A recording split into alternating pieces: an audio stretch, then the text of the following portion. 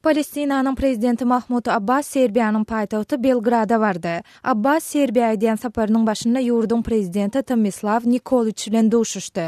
Ol Israil bilen Palestinanyň arasyndaky parahaçylyk gepleşikleri gaýtadan başlamadan öň Ýewropa Birleşiginiň liderlerinden gollap almak maksady bilen dürli ýurtlara halkara saparlaryny amala aşyrýar. Gırgızstanyň gün ortasyndaky o şäherini etkerler mundan 5 ýyl odaly bolan etniki çaknyşyklarda pida bolanlaryň hatyrasyna gurulan ýadygärlige gül goýdular. Oşuň etniki özbek we gyrgyz ýaşaýjylarynyň arasynda bolan şol ýowuzlyklarda 400-den gowrak adam helak bolupdy we başga müňlerçesi yaralanypdy. Şeýle-de şol çaknyşyklaryň netijesinde müňlerçe ýaşaýjy öz öýüni terk etmäge mejbur boldy.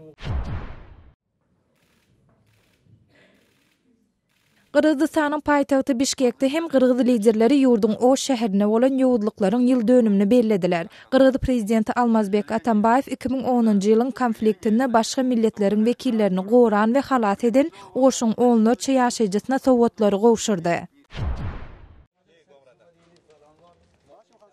Uwansanyň Demiradygyndaky Baglan welaýatynda polisiýa 60 kilogramdan gowrak narkotik serişdesini ele saldy we neşe gaçakçylygyny amala aşyrýan ýüklok sürüjüsini tutsak etdi. Bu narkotik serişdesiniň Uwansanyň gün ortasyndaky Helmand welaýaty bilen ara baglanşygy bar ýaly bolup görünýär. Uwansan dünýäde iň köp göknar şolsanda girayin öndürýän ýurt bolup, soňky ýyllarda ýurtda göknaryň önümçiligi epesli artdy.